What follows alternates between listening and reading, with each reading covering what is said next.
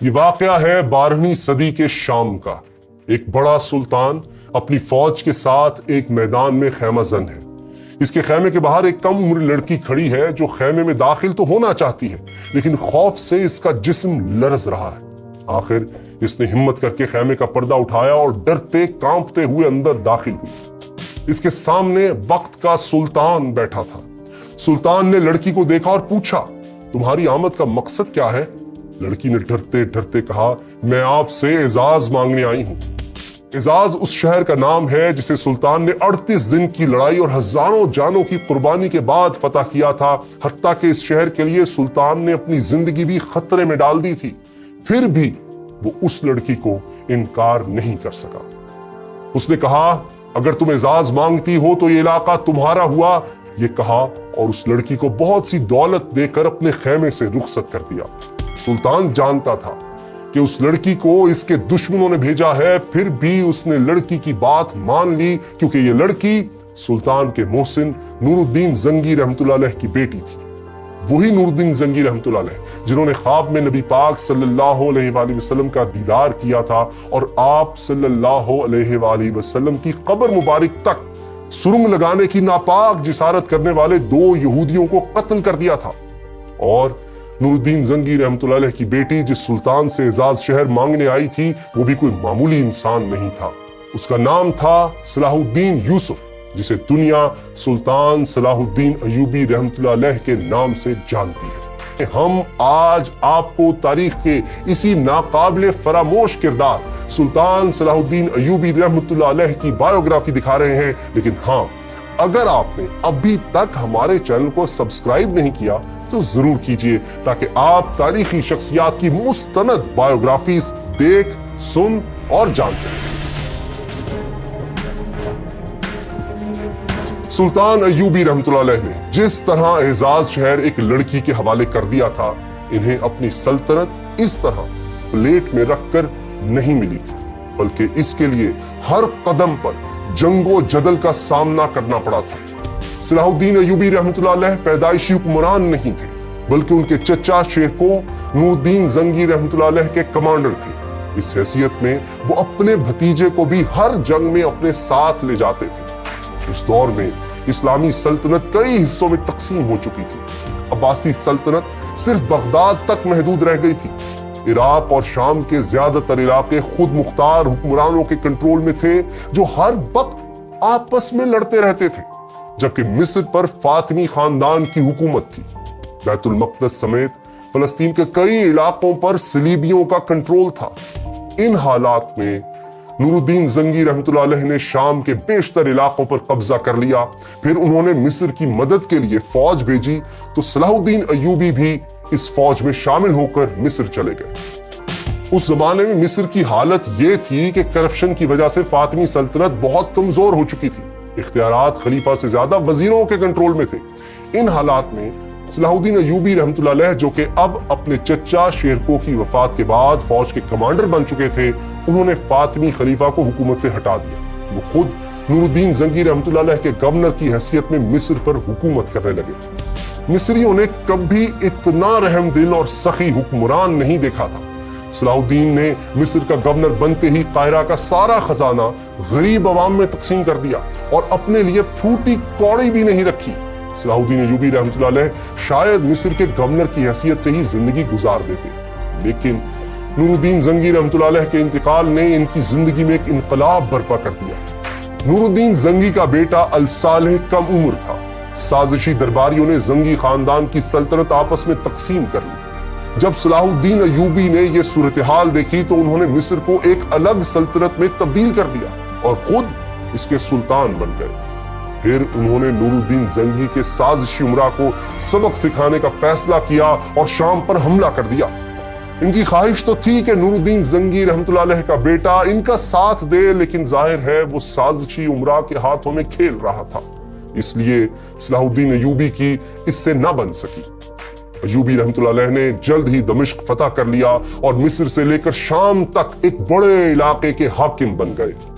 سلطان ایوبی رحم دل، سخی اور بہادر تو تھے ہی، لیکن ان کی سب سے بڑی خوبی یہ تھی کہ ان کا دل بہت بڑا تھا۔ वो अपने दुश्मन की खूबियों की भी तारीफ करते थे और मौका मिलता तो पुरानी दुश्मनियां भुलाकर अपने बदतरीन दुश्मनों को भी दोस्त बना लेते थे।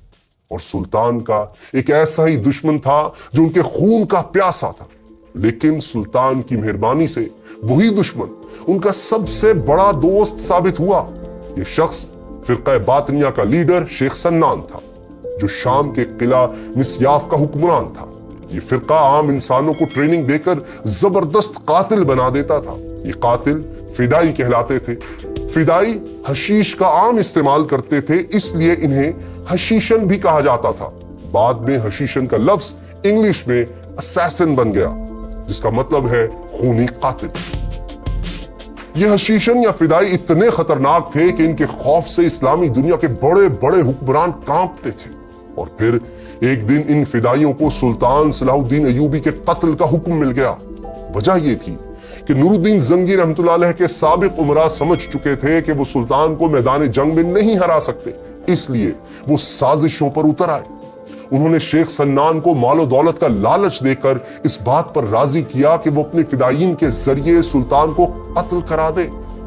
शेख सन्नान मान गया और फिदाई सुल्तान के कत्ल के लिए चल पड़े। फिर एक खूनी खेल शुरू हो गया। पहले कातिलों का एक ग्रुप आया जो नाकाम रहा और मारा गया। फिर एक कातिल सुल्तान के खेमे में दाखिल हुआ और इनके सर पर छुरी से हमला कर दिया। सुल्तान के सर पर पगड़ी थी, लेकिन पगड़ी के नीचे लोहे का खौद या हेलमेट भी था। छुरी का वार नाकाम रहा। सुल्तान के मुहाफिजों ने फिदाई को कत्ल कर दिया, लेकिन वो फिदाई कत्ल हुआ तो एक और आ गया, वो मारा गया। फिर तीसरा आया, वो भी मारा गया। लेकिन सुल्तान समझ गए थे कि जब तक शेख सन्नान का खात्मा नहीं होगा, इनकी जिंदगी पर यह तलवार लटकती रहेगी। चुनांचे वो एक बड़ी फौज लेकर निकले और मिस्याफ का मुहासरा कर लिया, जहां शेख सन्नान मौजूद था। लेकिन शेख सन्नान को इस हमले की कोई परवाह नहीं थी। फिर एक रात एक अजीब वाकया हुआ, जिसने सारे मामले का रुख ही बदल दिया। हुआ यूं कि सुल्तान अपने खेमे में सो रहे थे कि अचानक इनकी आंख खुल गई। उन्होंने देखा खेमे के चिराग बुझ चुके थे और खेमे में कोई और भी मौजूद था। सुल्तान ने मुहाफिजों को आवाज दी, वो दौड़ते हुए आए और जब चिराग दोबारा जलाए गए तो सब ने एक हैरत अंगेज मंजर देखा। सुल्तान के बिस्तर के करीब एक खंजर पड़ा था। इसके साथ एक कागज था जिस पर लिखा था, बादशाह सलामत, आप हमारे रहमो करम पर हैं, जरा होश में आइए। सुल्तान बहुत हैरान हुए। इनके हुक्म पर मुहाफिजों ने खेमे के गिर्द जायजा लिया तो एक शख्स के कदमों के निशानात कुछ दूर तक दिखाई दिए, लेकिन कोई पकड़ा नहीं जा सका। सुल्तान अपने दुश्मनों की दीदा दिलेरी और हैरत अंगेज जंगी सलाहियतों से बहुत मुतासिर हुए। उन्होंने शेख सन्नान को दोस्त बना लिया और ऐसा पक्का दोस्त बनाया कि वही शख्स जो सुल्तान के खून का प्यासा था, वो सुल्तान के साथ मिलकर इन्हीं के दुश्मनों से लड़ता रहा। ताहम बाज मौरिखीन ये भी कहते हैं कि इस रात सुल्तान के खेमे में कोई नहीं आया था। ये वाकया बिल्कुल झूठ है। वो ये भी कहते हैं कि सुल्तान के सख्त मुहासरे से खौफजदा होकर शेख सन्नान ने खुद रहम की दरखास्त की थी। किस्सा कुछ भी हो, बहरहाल सुल्तान ने अपने बदतरीन दुश्मन को भी अपना इत्तिहादी बनाकर आला ज़र्फी और सियासी बसीरत का सबूत दिया। सुल्तान सलाहुद्दीन अयूबी रहमतुल्लाह अलैह के लिए साजिशी उमरा या शेख सन्नान नहीं, बल्कि फलस्तीन की सलीबी सल्तनत सबसे बड़ा चैलेंज थी। सलीबियों ने 1099 में बैतुल मक़दस पर कब्जा कर लिया था। इनकी हुकूमत को एक सदी होने को आई थी, लेकिन वो इलाके की बाकी सल्तनतों के साथ अमन से रहने पर तैयार नहीं थे। सुल्तान ने इनसे सुलह की कई कोशिशें की, क्योंकि वो सबके साथ पुरअमन तरीके से रहना चाहते थे। वो तो आपस में लड़ने वाली मुसलमान सल्तनतों को भी मुत्तहिद करना चाहते थे। सुल्तान को सलीबियों और मुसलमान हुक्मरानों दोनों से ही जंगें लड़ना पड़ी, लेकिन हकीकत में वो दोनों ही से अमन के मुआहदे करना चाहते थे। एक तरफ तो उन्होंने सलीबियों से सुलह के मुआहदे किए, तो दूसरी तरफ मुसलमान हुक्मरानों की एक कॉन्फ्रेंस भी मुनक्किद कराई। इस कॉन्फ्रेंस में तय पाया कि ये हुक्मरान अब एक दूसरे के खिलाफ तलवार नहीं उठाएंगे। इन मुआहदों से सुल्तान को इत्मीनान हो गया था कि अब खित्ते में दोबारा जंग नहीं होगी। लेकिन सलाहुद्दीन अयूबी रहमतुल्लाह अलैह के दुश्मन जल्द ही सुलह के मुआहदे तोड़ने लगे। खास तौर पर मोसुल का हुक्मरान बार बार सलीबियों के साथ मिलकर सुल्तान के खिलाफ साजिशें शुरू कर देता था।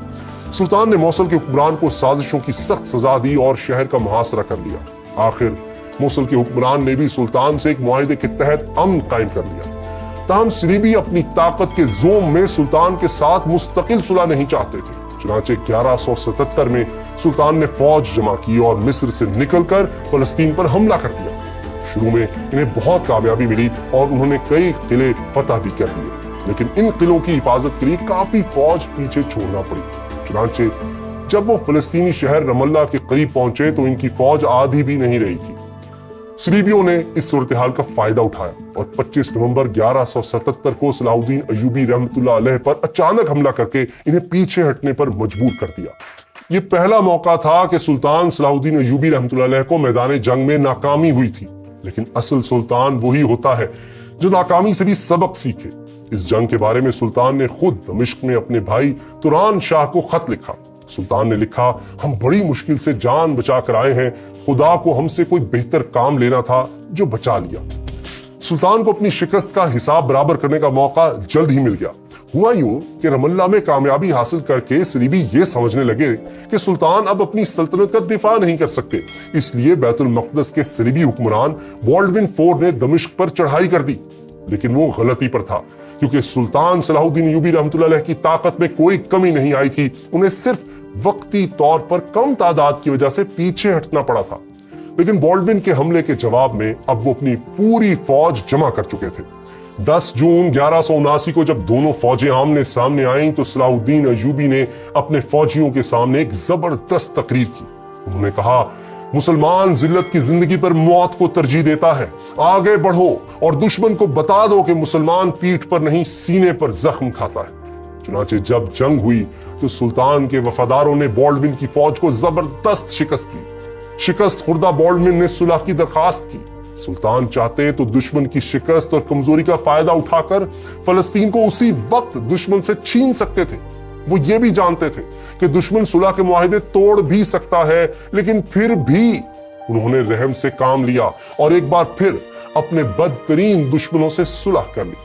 لیکن یہ صلح ماضی کے معاہدوں سے مختلف تھی، کیونکہ یہ صلح آخری صلح تھی۔ صلح کے بعد چند سال تو سکون سے گزر گئے۔ بالڈون فور 1185 تک زندہ رہا اور وہ صلح کے معاہدے پر بھی عمل کرتا رہا، لیکن کوڑ کے مرض کی وجہ سے اس کی موت ہو گئی، جس کے بعد بیت المقدس کی صلیبی سلطنت بھی امراء کی سازشوں کا شکار ہونے لگی۔ اس دوران بیت المقدس میں گائے آف لوزائنن کی حکومت آ گئی، جو مسلمانوں کا کھلا دشمن تھا۔ اس کے دور میں صلیبیوں نے مسلمانوں کے خلاف پھر کارروائیاں شروع کر دیں۔ ایک صلیبی سردار رینالڈ نے مسلمانوں کو تنگ کرنا شروع کر دیا۔ یہ سردار اس حد تک چلا گیا کہ اس نے مدینہ منورہ میں نبی اکرم صلی اللہ علیہ وآلہ وسلم کے روضہ مبارک کو نعوذ باللہ تباہ کرنے کا ارادہ کر لیا۔ اس نے صرف ارادہ ہی نہیں کیا، بلکہ اس نے اپنے بحری جہازوں کے ذریعے عرب ساحلی علاقوں پر حملے بھی کرائے۔ لیکن سلطان کے بحری جنگی جہازوں نے رینالڈ کے بحری بیڑے کو تباہ کر کے یہ ناپاک منصوبہ ناکام بنا دیا۔ لیکن رینالڈ اپنی حرکتوں سے باز نہیں آیا۔ اس نے مصر اور شام کے درمیان سفر کرنے والے مسلمانوں کے قافلوں کو لوٹنا شروع کر دیا۔ صرف تجارتی قافلوں کو ہی نہیں بلکہ حاجیوں کے قافلوں کو بھی لوٹا گیا۔ رینالڈ نے ایک ایسے قافلے پر بھی حملہ کر دیا جس میں سلطان کی بہن بھی شامل تھی۔ قافلے کو تو لوٹ لیا گیا، لیکن سلطان کی بہن کسی نہ کسی طرح دشمن سے بچ کر سلطان کے خیمے میں پہنچی اور قافلے پر بیتنے والے ظلم کا حال بیان کیا۔ قافلے پر ظلم کا حال سن کر اور اپنی بہن کی بے عزتی پر غیرت مند بھائی کا خون کھول اٹھا۔ سلطان نے قسم کھائی کہ وہ رینالڈ کو اپنے ہاتھوں سے قتل کریں گے۔ بہرحال اب سلطان نے اپنے تمام اتحادیوں اور گورنروں کو خط لکھے اور انہیں کہا کہ وہ فوج لے کر سلطان کی مدد کو پہنچے، کیونکہ اب صلیبیوں کے خلاف فیصلہ کن جنگ کا وقت آ گیا ہے۔ چنانچہ مصر اور شام سمیت کئی مسلمان ممالک سے بڑی تعداد میں فوجیں دمشق پہنچنے لگی، جسے سلطان نے اس وقت اپنا ہیڈ کوارٹر بنا رکھا تھا۔ سلطان نے فوج جمع کی اور صلیبیوں کے زیر کنٹرول شہر تبریا یا ٹائبرس کا محاصرہ کر لیا۔ جواب میں رینالڈ نے بھی جنگ کی تیاریاں شروع کر دی۔ وہ گائے آف لوزائنن کا گہرا دوست بھی تھا، اس لیے گائے بھی اپنی فوج کے ساتھ میدان میں آ گیا۔ اس نے سلطان ایوبی سے صلح کا معاہدہ بھی توڑ دیا۔ کہا جاتا ہے کہ بیت المقدس پر صلیبی قبضے کے بعد سے صلیبیوں نے اتنی بڑی فوج جمع نہیں کی تھی جو سلطان ایوبی رحمۃ اللہ علیہ کے مقابلے پر آئی۔ رینالڈ اور گائے کی متحدہ فوج نے سلطان کی طرف پیش قدمی شروع کی۔ سلطان نے صلیبیوں کو فیصلہ کن شکست دینے کے لیے حطین کا علاقہ چن لیا۔ اس علاقے میں پانی کے چند ایک ہی چشمے تھے اور زیادہ تر علاقہ بنجر اور ویران تھا۔ سلطان کی فوج پانی کے چشموں کے پاس ٹھہر گئی، جبکہ صلیبی فوج کو سلطان تک پہنچنے کے لیے 20 کلومیٹر کے ایک ایسے علاقے سے بھی گزرنا تھا جہاں پانی ہی نہیں تھا۔ کچھ صلیبی کمانڈر یہ کہہ رہے تھے کہ آگے بڑھنے میں خطرہ ہے کیونکہ انہیں فوج کے لیے پانی نہیں ملے گا، لیکن گائے نے ان کی بات نہ مانی کیونکہ اسے اعتماد تھا کہ جنگ میں اسے کوئی نہیں ہرا سکتا۔ اس یقین کی وجہ تھی صلیب اعظم یا ٹرو کراس۔ جی ہاں، صلیبیوں کے پاس ایک بہت بڑی صلیب تھی جس میں لکڑی کا ایک ٹکڑا نمایاں تھا۔ صلیبیوں کا عقیدہ تھا کہ یہ ٹکڑا اسی اصل صلیب کا ہے جس پر حضرت عیسیٰ علیہ السلام کو رومیوں نے مصلوب کیا تھا۔ صلیبی فوج صلیب اعظم کو 20 بار میدان جنگ میں لے کر گئی تھی اور ہر بار فتح حاصل کی تھی۔ گائے اور اس کے ساتھی سمجھتے تھے کہ صلیب اعظم کی موجودگی میں یہ جنگ بھی وہی جیتیں گے، اس لیے انہوں نے راستے کی ساری مشکلات کو نظر انداز کر دیا، لیکن یہ ان کی سب سے بڑی بھول تھی۔ یہ فوج جیسے جیسے آگے بڑھتی گئی گرمی اور پیاس کی شدت سے بے حال ہوتی گئی۔ چنانچہ جب یہ فوج سلطانی لشکر کے سامنے پہنچی تو تھکن اور پیاس سے نڈھال ہو چکی تھی۔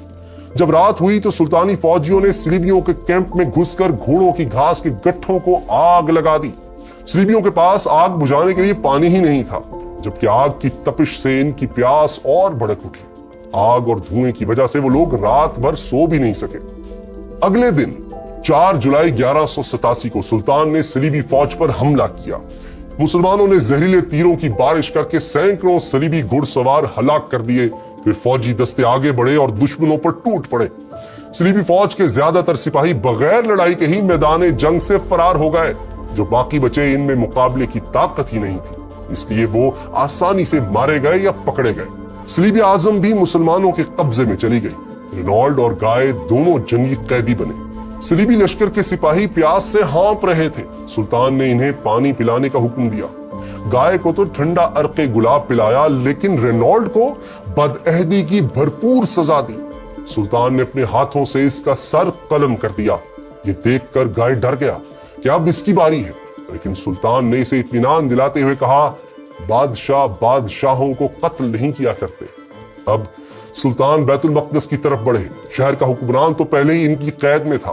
انہیں امید تھی کہ شہر آسانی سے فتح ہو جائے گا، لیکن صلیبیوں نے سلطانی فوج کا 1 ہفتے سے زیادہ عرصے تک ڈٹ کر مقابلہ کیا اور دونوں طرف سے بھاری جانی نقصان ہوا۔ سلطانی لشکر نے آگ کے گولوں کی بارش کر کے دیواروں میں شگاف پیدا کر دیے۔ صلیبی لشکر کو خوف ہوا کہ اگر مسلمان شہر پر قابض ہو گئے تو کہیں ان کے بیوی بچوں کو غلام ہی نہ بنا لیں۔ چنانچہ انہوں نے لڑائی کا ارادہ چھوڑ کر سلطان کے رحم کو پکارا اور سلطان نے بھی اس پکار کا جواب رحم دلی سے ہی دیا۔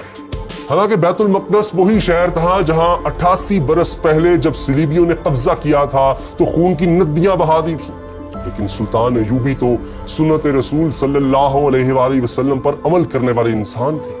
جیسے نبی پاک صلی اللہ علیہ وآلہ وسلم نے فتح مکہ کے موقع پر اپنے بدترین دشمنوں کو معاف کر دیا تھا، اسی طرح فاتح بیت المقدس نے بھی اپنے دشمنوں کو معاف کر دیا۔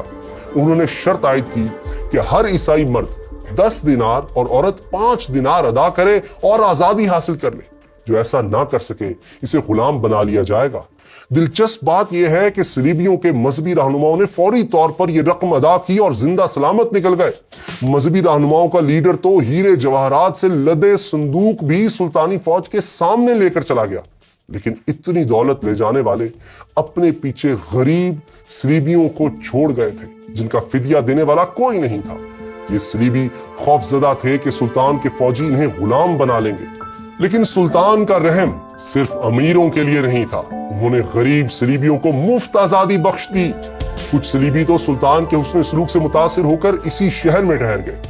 سلطان صلاح الدین ایوبی رحمۃ اللہ علیہ کی رحم دلی اور حسن سلوک کا ویسٹ بھی اعتراف کرتا ہے۔ یوں 2 اکتوبر 1187 کو بیت المقدس پر صلاح الدین ایوبی رحمۃ اللہ علیہ کا مکمل کنٹرول ہو گیا، یعنی بیت المقدس 88 برس بعد دوبارہ مسلمانوں کے کنٹرول میں چلا گیا۔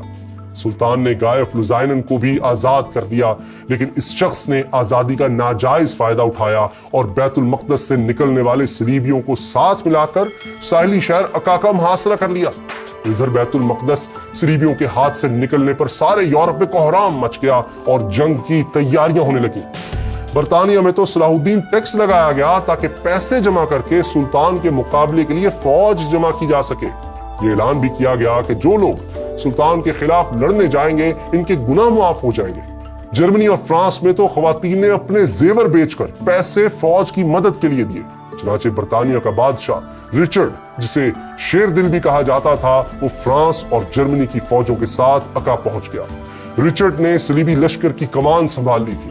مسلمان اور صلیبی شدید جنگ میں الجھے تھے۔ اس دوران صلاح الدین ایوبی بری طرح بیمار ہو گئے، جس کی وجہ سے محاذ پر ان کی فوج کو نقصان پہنچنے لگا۔ سلطان کو محفوظ مقام پر جانے کا مشورہ دیا گیا، لیکن ان کی غیرت نے گوارا نہ کیا کہ وہ اپنے ساتھیوں کو دشمنوں کے رحم و کرم پر چھوڑ کر چلے جائیں۔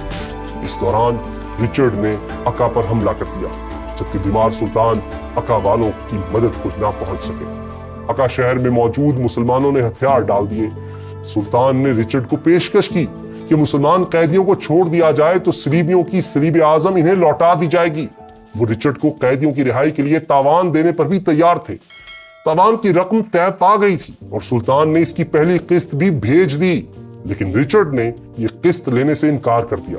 اس نے بہانہ بنایا کہ تاوان کے حوالے سے کچھ بڑے صلیبی رہنماؤں کو اعتماد میں نہیں لیا گیا۔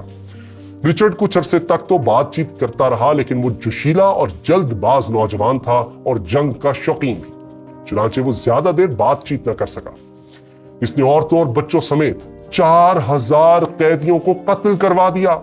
سلطان کو اس قتل عام پر سخت غصہ آیا۔ انہوں نے صلیب اعظم دمشق بھیج دی، جو پھر کبھی صلیبیوں کو نہیں ملی اور تاریخ کے ریکارڈ سے غائب ہو گئی۔ آج بھی کسی کو یہ معلوم نہیں کہ یہ صلیب کہاں ہے۔ بہرحال رچرڈ نے اکا میں مسلمانوں کا قتل عام کرنے کے بعد ایک اور ساحلی شہر جافا پر قبضہ کر لیا۔ صلاح الدین ایوبی رحمۃ اللہ علیہ نے پیچھے ہٹ کر بیت المقدس میں دفاعی پوزیشن لے لی۔ رچرڈ بیت المقدس تک پہنچا، مگر اسے فتح کرنے کی طاقت اس میں نہیں تھی۔ وہ جافا لوٹ گیا۔ سلطان نے جافا کی طرف پیش قدمی کی اور اس موقع پر دونوں فوجوں میں پھر شدید لڑائی ہوئی، لیکن کوئی فیصلہ نہ ہو سکا۔ اس دوران رچرڈ بیمار ہوا تو سلطان نے اس کے لیے شربت اور دوائیں بھیجیں اور خود بھی اس کی عیادت کے لیے گئے۔ رچرڈ کو اب اپنے وطن کی یاد ستا رہی تھی۔ اسے یہ خبریں بھی مل رہی تھیں کہ انگلینڈ میں اس کے بھائی جان نے اس کی حکومت کے خلاف بغاوت کر دی ہے۔ چنانچہ اس نے صلاح الدین ایوبی رحمۃ اللہ علیہ سے صلح کر لی۔ صلح کے تحت جافا اور اکا سمیت کچھ ساحلی شہر صلیبیوں کے قبضے میں رہے۔ انہیں بیت المقدس میں اپنے مقامات مقدسہ کی زیارت کی اجازت بھی دے دی گئی۔ یوں یہ لڑائی ختم ہوئی۔ رچرڈ انگلینڈ واپس چلا گیا۔ یوں رچرڈ اور صلاح الدین ایوبی کی 3 سالہ جنگ ختم ہو گئی۔ صلیبیوں کی واپسی کے بعد سلطان بھی بے فکر ہو کر گھر لوٹ سکتے تھے۔ صلاح الدین ایوبی رحمۃ اللہ علیہ دمشق پہنچ گئے، لیکن ان کے دل میں ایک خلش تھی۔ سلطان کو حج کی بہت آرزو تھی، لیکن اپنی مصروفیت کی وجہ سے وہ اب تک حج نہیں کر سکے تھے۔ جب وہ دمشق واپس پہنچے تو اس سال بھی حج پر جانے کا وقت گزر چکا تھا۔ سلطان بہت روئے، اور جب حاجیوں کا ایک قافلہ واپس آیا تو سلطان اس کے استقبال کے لیے بہت دور تک گئے اور ایک ایک حاجی سے گلے مل کر روئے۔ واپسی پر انہیں بخار ہو گیا، شاید انہیں سردی لگ گئی تھی۔ وہ اس بری طرح بیمار ہوئے کہ کوئی ہوش نہ رہا۔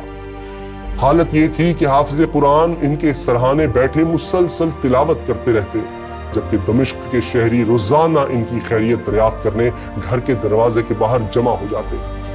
4 مارچ 1193 کی صبح سلطان نے آنکھیں کھولی، تلاوت سن کر مسکرائے، پھر ان کے لب ہلے جیسے وہ کچھ پڑھ رہے ہیں، پھر ان کی روح پرواز کر گئی۔ شہر کے لوگوں کو سلطان کی وفات کا علم ہوا تو وہ گھروں سے باہر نکل آئے اور دھاڑے مار مار کر رونے لگے۔ سلطان کو دمشق میں ہی دفن کیا گیا۔ سلطان صلاح الدین ایوبی رحمۃ اللہ علیہ نے اپنی زندگی میں ہمیشہ دشمنوں سے حسن سلوک کیا تھا اور انتہائی مجبوری کے علاوہ کبھی تلوار نہیں اٹھائی تھی، لیکن مغرب میں کچھ لوگوں نے فلسطین پر مسلمانوں کے کنٹرول کو دل سے تسلیم نہیں کیا اور اسے انا کا مسئلہ بناتے رہے۔ 1917 میں پہلی جنگ عظیم کے دوران فرانسیسی اور برطانوی فوجوں نے ترکی کی سلطنت عثمانیہ کو شکست دے کر عرب خطہ اس سے چھین لیا۔ حالانکہ پہلی جنگ عظیم کوئی مذہبی جنگ نہیں تھی، پھر بھی فرانسیسی جنرل ہنری گوراؤد دمشق میں صلاح الدین ایوبی رحمۃ اللہ علیہ کی قبر پر گیا اور اسے ٹھوکر مار کر بولا، اٹھو صلاح الدین، ہم واپس آ گئے ہیں۔ آج بھی کچھ لوگ सुल्तान को एक ऐसे शख्स के रूप में पेश करते हैं जो गैर मुस्लिमों का दुश्मन और दूसरे मुल्कों को फतह करने का जुनून रखता था, जबकि हकीकत ये है कि सुल्तान सलाहुद्दीन अय्यूबी रहमतुल्लाह अलैह ना तो किसी के दुश्मन थे और ना ही इन्हें दुनिया की दौलत और फतूहात से कोई गर्ज थी। वो उन इंसानों में से थे जिन्होंने दूसरों को मुश्किलात से निकाला और जब वो दुनिया से गए तो एक बेहतर दुनिया छोड़ कर गए जिसमें हम और आप अमन से रह सकें।